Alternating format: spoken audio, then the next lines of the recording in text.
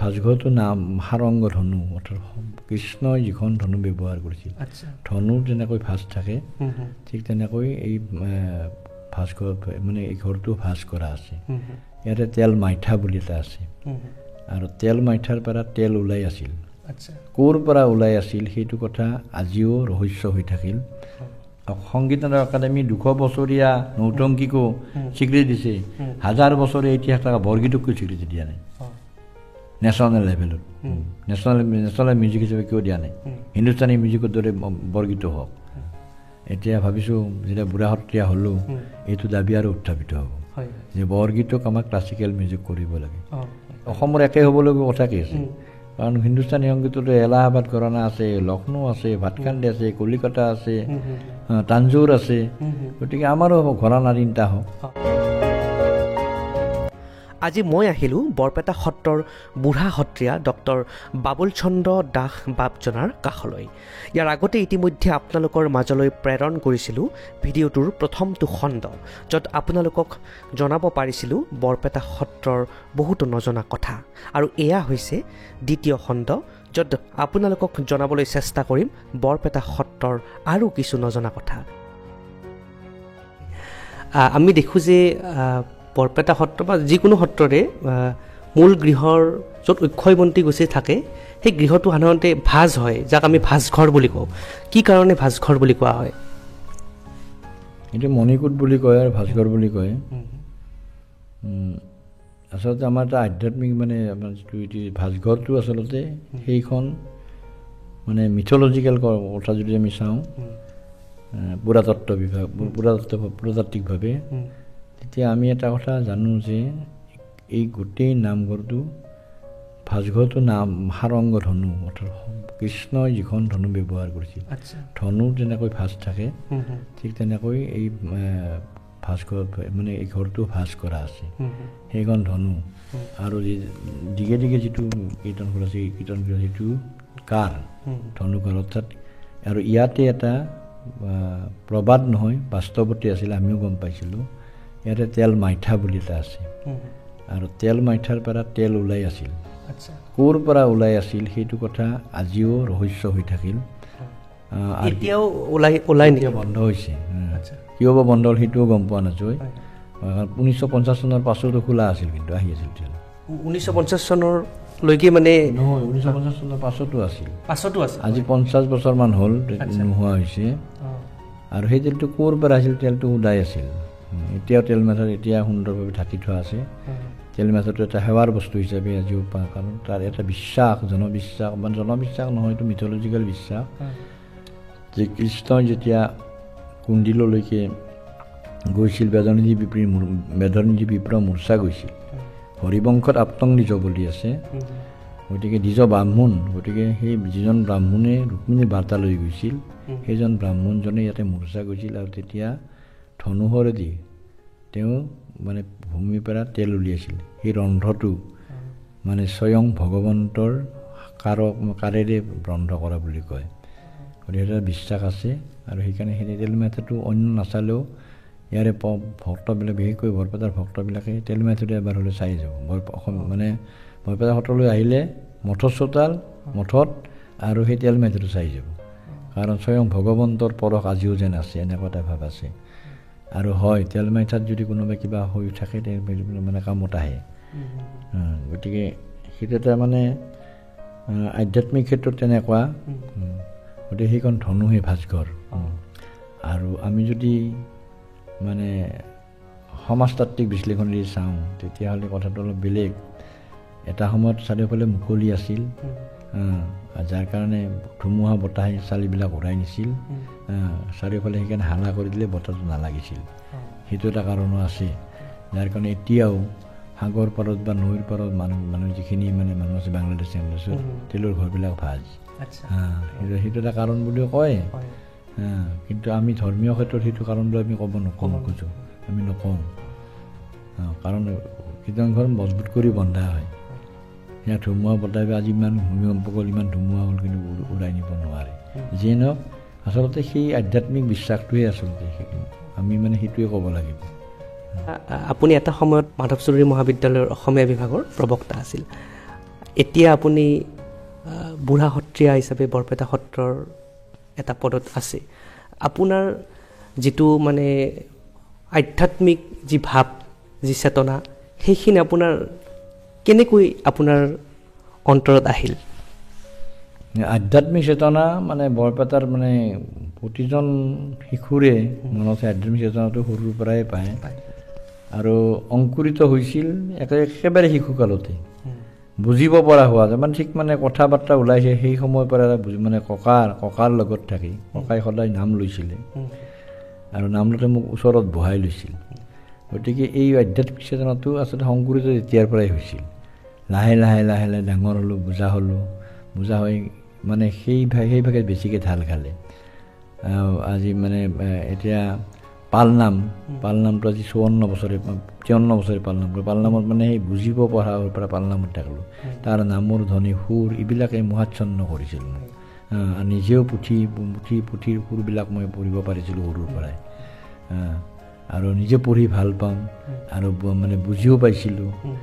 তাৰপিছত সেই চেতনা যিটো হ'ল মানে কীৰ্তন ঘোষা, নাম ঘোষা, পাঠ বা ভাগৱত ঠিক এনেকৈ পঢ়া নাছিল। 9 মান পোৱাৰ পিছতে মই ভাগৱত পঢ়া আৰম্ভ কৰিছিলোঁ, কিন্তু মানে ৰাজহুৱাভাৱে নহয়, মানে 2-1 মানে পঢ়িছিলোঁ। গতিকে সেই চেতনাটো তেতিয়াৰ পৰাই অংকুৰিত হৈছিল আৰু সেই মুকুলিত হ'ল আৰু মুকুলিত হৈ বিকশিত হ'ল।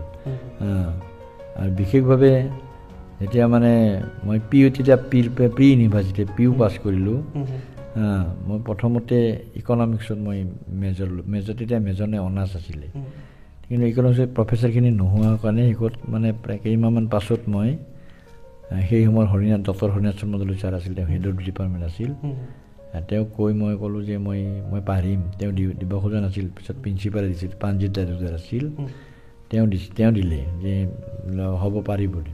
আৰু হয়, যেতিয়া ছমহীয়া পৰীক্ষা হ'ল, ছমহীয়া পৰীক্ষাত মই হাইছ মাৰ্ক পালোঁ অসমীয়াত। আৰু মোৰ মানে এই শংকৰ মাধৱৰ যিখিনি ৰচনা সেইখিনি মানে পঢ়িব লগা হোৱা নাই অসমীয়াত নচলতেও, কাৰণ সৰুৰ পৰাই মই পঢ়াই আছে, অলপমান পঢ়িলে গোটেইখিনি কথা আহি যায়। গতিকে সেইখিনি আৰু মোৰ ক্ৰিয়েটিভিটি এটা আছিল, মোৰ মানে হুবহু মুখস্থ মোৰ নাছিল, মই তাক মানে বিশ্লেষণ কৰিব পৰা সেইটো তেতিয়াৰ পৰাই আছিল মোৰ। গতিকে অনাৰ্ছত যেতিয়া বিশ্লেষণ ক্ষমতাটো চাই, আৰু সেইকাৰণে সেই সময়ত মানে আমি 14জন আছিলোঁ, 14জন পৰীক্ষা দিছিলোঁ, ময়ে ছিট পাইছিলোঁ MA-ত। গতিকে তেনেকৈ MA পাছ কৰিলোঁ। আৰু এই বিষয়টো মোৰ সহজ হৈ থাকে, মানে গোটেই মানে পুৰণি কথাখিনি সহজ হৈ থাকিল আৰু যাৰ কাৰণে MA পাছ কৰিলোঁ। MA পাছ কৰাৰ পাছত আৰু তাৰপিছত কি হ'ল, মই ভাবিলোঁ বৰপেটা সত্ৰতো মোক বহুতেই কৈছিলোঁ, ভূপেন হাজৰিকা, মই ভূপেন হাজৰিকাক গাইছিলোঁ, কবিয়ে গাইছিলোঁ, বহুতে কৈছিল আপুনি ভূপেন হাজৰিকাৰ ওপৰত মানে হেৰি কৰক, ৰিচাৰ্চ কৰক। এতিয়া ভূপেন হাজৰিকা বাচি আছিলে, মই ভাবিলোঁ কৰিম বুলি, কিন্তু আৰু ভূপেন হাজৰিকাক লগ ধৰোঁতে ভূপেন মুম্বাইত থাকে, কেলকাতাত থাকে, গতিকে ক'ৰবাত ইফালে কলেজৰ চাকৰিও, তেওঁক লগ ধৰিব লাগিব, কাৰণ তেওঁ জীৱিত আছে যিহেতু, অকল কিতাপৰ ওপৰত নিৰ্ভৰ কৰি মানে ফিল্ডত নামিব লাগিব। সেইকাৰণে মানে সেইটো কৰা নহ'ল, মই বহুখিনি আগবাঢ়ি কৰা নহ'ল। তাৰপাছত বৰপেটা ৰাইজে ক'লে যে আপুনি এতিয়া থিয় নাম, বৰপেটাৰ থিয় নামটো অন্যত নাই, থিয় নামৰ কৰক, সেইটো মানে আৰম্ভ কৰিম বুলি ভাবি কিছু কৰিলোঁ। কৰাৰ পাছত সেইটোতো মানে মনোনিৱেশ কৰিব নোৱাৰিলোঁ। তাৰপাছত মই সত্ৰত কি হ'ল, গন্ধিয়া বংশৰ নাৰায়ণ গান যিজন আছিল, তেখেতৰ মৃত্যুৰ পিছত মানে মোৰ তেওঁৰ পুত্ৰ এজন বন্ধু আছিল, তেওঁ ক'লে তুমি আহিবা, গীতৰ পালা এটা হয় আমাৰ কীৰ্তন মহোৎসৱত, মানে প্ৰায় 2টামান বজালৈ গীত গোৱা হয় প্ৰত্যেক দিনে, এই যি 3টা কীৰ্তন আছে ভাদ মাহৰ আহিনত। সেই তাৰ গীতৰ পৰা আশা কৰিলোঁ। গীতৰ পৰা আহি কৰি এইবাৰ তাৰ যিখিনি সাংগীতিক হেৰি, আৰু সংগীততো ৰাপ আছে মোৰ, গতিকে সাংগীতিক হেৰিখিনি চালোঁ যে এইটো বহুত গভীৰ বস্তু আছে। তাৰপিছত নিৰীক্ষণ কৰিলোঁ, সত্ৰতে বহুত ৰিচাৰ্চ কৰিব লগা কথা আছে। তেতিয়াই মই ভাবিলোঁ যে বৰপেটাৰ যিবিলাক উৎসৱ পাৰ্বণ হয়, উৎসৱ পাৰ্বণৰ ৰিচুৱেলবিলাক অলপ জড়িত হৈছে ন, সত্ৰৰ ৰিচুৱেলবিলাক, আৰু সমাজ জীৱনখনো বৰপেটা সত্ৰৰ মতে চলে। গতিকে সমাজ জীৱনক লৈ আৰু বৰপেটা সত্ৰৰ ফেষ্টিভেলছক লৈ মই মানে ৰিচাৰ্চ আৰম্ভ কৰিলোঁ। মানে হেৰি আগৰ পৰা লিখা মেলা কৰি আছোঁ। তাৰপিছত হেৰি ক'লে মোক, মানে সেইমতে প্ৰফেচাৰখিনি চিনি পায় বিডিঙাজী, মোক বাৰে তোমাৰ লগত কৈ কিমান কম ৰিজাল্ট ল'ৰা PhD কৰিছে, তুমি নকৰা, তুমি কৰা। মোৰতো নমছ আছে PhD কৰিব লগা হোৱা নাই নমছহে মই নমছ নাপাইছিলোঁ আমি 4জনে নাকি নমছ পাইছিলোঁ গতিকে সেই তেতিয়া তেওঁলোকে কয় বাৰে বাৰে সেই কথা বাধ্য হৈ কৰিলোঁ PhD বুলি এই বিষয়টোৱে ল'লোঁ এই বিষয়টো লৈ ছাৰক ক'লোঁ যে মই আঢ়ৈ বছৰ কিমান দিনত কৰিব লাগিব 2.5 বছৰ বোলে 2.5 বছৰতে কৰিম মই কাৰণ ইতিমধ্যে সমল যথেষ্ট মোৰ আছিলে নিজে বহুতখিনি ষ্টাডি আগতে কৰিছোঁতো তেনেহ'লে প্ৰেক্টিকেলি আহিছোঁ তেতিয়া মানে হেৰি কৰিলোঁ এনেতে আৰু ইউনিভাৰ্চিটি গ্ৰেণ্ট কমিশ্যনৰ মানে এটা মই এপ্লাই কৰিলোঁ MRP এপ্লাই কৰাৰ লগে লগেতো আহিল পাই গ'লোঁ যিজন মানে ডিৰেক্টৰ আছিল মোৰ ছাত্ৰ আছিল আৰু যেতিয়া আগতে মই গোসাই কলেজ কাম কৰিছোঁ তাতে সি ছাত্ৰ আছিলে গতিকে মোক ছাৰ হিচাপে পাই লগে লগে তেওঁ এলাউ কৰি দিলে তেওঁ এলাউ কৰি দিয়াৰ মই এইটো বোলে ঠিক আছে মই বৰপেটা সত্ৰৰ এতিয়া festivals of Barpeta socio' economic and cultural impact in the society of Barpeta টপিকটো সেইটো টপিকটো ল'লোঁ টপিকটো লৈ MRPখন কৰি দিলোঁ কৰি দি মানে গোটেই ইংৰাজীতে লিখিছিলোঁ সেইকাৰণে লিখি যেতিয়া ছাবমিট কৰোঁ তেতিয়া কৈছোঁ এইখন চেচি হৈছে মোটামুটি বোলে নহয় মই PhD কৰি আছোঁ এইখন মাজতে এইখন কৰিলোঁ আৰু তাৰপিছত বৰপেটাৰ উৎসৱ পাৰ্বণ এটি বিশ্লেষণাত্মক অধ্যয়ন বিষয়টো তেনেকৈ মোক গাইডি বাছি দিলে তাতে গোটেই বৰপেটা সমাজ জীৱনৰ ৰাইটছ এণ্ড ৰিচুৱেলছখিনি গোটেইখিনি সোমাই গৈছে আৰু তাতে ভিতৰত কি হয় কীৰ্তনত কি হয় কোনটো প্ৰসংগ কেতিয়া গাব লাগে এই পৰ্যন্ত সোমাই গ'ল গতিকে গোটেই ৰিচুৱেলছখিনি সোমাইছে আৰু এই থিচিছখন হোৱাৰ পিছত দেখিলোঁ যে নিজৰ বুৎপত্তিগত হেৰি আছে তাৰপিছত দেখিলোঁ তাৰপিছত বহি থাকিব লগা হোৱা নাই সংগীত নাটক একাডেমীৰ মানে প্ৰথম মানে 13 চনৰ পৰা অসমত আহিলতো অসমত অহাৰ পাছত মানে 9 চনতে আহিছিল 13 চনত মোক পালে 13 চনত পাই মোক লৈ গ'ল তেওঁ ক'লে যে আপুনি ৰিচাৰ্চ পাৰ্চন হ'ব লাগিব তেতিয়া ৰিচাৰ্চ পাৰ্চন আজিলৈকে আছোঁ আৰু ইতিমধ্যে ভাৰতবৰ্ষৰ কেইবাখন ঠাইতো মই মোৰ বক্তব্য ৰাখিছোঁ আৰু বিশেষকৈ ইণ্টাৰনেশ্যনেল ছেমিনাৰ নেশ্যনেল ছেমিনাৰবিলাকত মই একবাৰ হেৰি কৰিছিলোঁ এই প্ৰথম গ'লোঁ দিল্লী ইউনিভাৰ্চিটিত তাৰপাছত গ'লোঁ বেনাৰস হিন্দু বিশ্ববিদ্যালয়ত তাতে বক্তৃতা দিলোঁ তাৰপৰা শেষত মই 18 চনত গৈছিলোঁ ৰিটায়াৰ হোৱাৰ আগে ৰিটায়াৰ হোৱাৰ পিছত গৈছিলোঁ অমৃতসৰৰ গুৰু নানক বিশ্ববিদ্যালয় আৰু তাতেও যিটো বক্তৃতা দিলোঁ অসমৰ পৰা সংগীতত মাত্ৰ আমাকে নিৰ্বাচন কৰা হৈছিল তাতে মানে Borgeet past present and future its impact in the whole society of Assam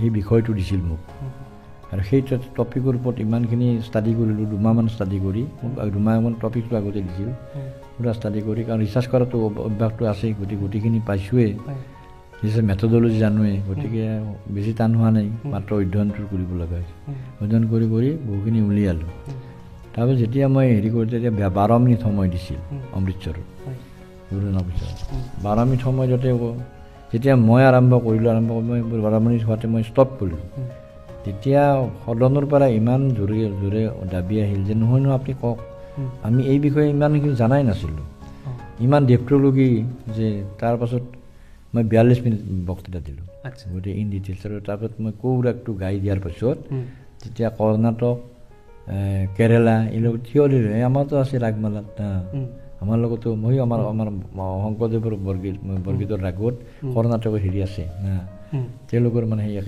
একেই ৰাগ নহ'লে একো সুৰ নহ'লেও ৰাগৰ সেইটো আছে তেওঁলোকে মানে ক'লে হয় আমাৰো আছে এইটো ইংৰাজীতে ক'লে তেওঁলোকে তাৰপিছত মানে এই যে ক'ৰ অসমৰ সংগীত ক'ৰ কেৰেলাৰ সংগীত তাতে যে মিল আছে সেই কথাটোত মানে গোটেই আচৰিত হৈছে আৰু তাৰপাছত মানে মইতো গোটেই হিষ্ট্ৰীটো আনিছোঁ অসমীয়া সংগীতৰ হিষ্ট্ৰী 5th চেঞ্চুৰীৰ পৰা আনিছোঁ মই শংকৰদেৱ বৰগীত হ'ল 16th চেঞ্চুৰী কিন্তু তাৰ আগত মই গোটেই অসমৰ কামৰূপী মাৰ্গীয় সংগীত যিটো সেই গোটেইখিনি আনিছোঁ বিষ্ণু ৰাভাই যিটো কৈছিল এই কামৰূপী 5th চেঞ্চুৰী মানে লেহিত তিৰি পঞ্চৰাগ বুজে বিৰাট দামৰা সিং বিনায়ক পঞ্চৰাগ বুজে মানে পঞ্চম স্বৰ 4 পা গতিকে তেওঁলোকে পঞ্চৰাগ বুজে মানে পঞ্চৰাগ কোমল স্বৰটো গতিকে সেই স্বৰৰ গীত বুজে মানে তেওঁ ভাল সংগীতজ্ঞ ছোৱালীটোটা মানুহ গতিকে সেই কথাটোৱে প্ৰমাণ কৰে যে অসমত ৰাগ সংগীতৰ পৰম্পৰা আছিল তাৰে পৰা মই চৰ্যাপদ আনিলোঁ তাৰপিছত এই শূন্য পুৰাণ ৰামাই পণ্ডিতৰ শূন্য পুৰাণ আনিলোঁ তাৰপিছত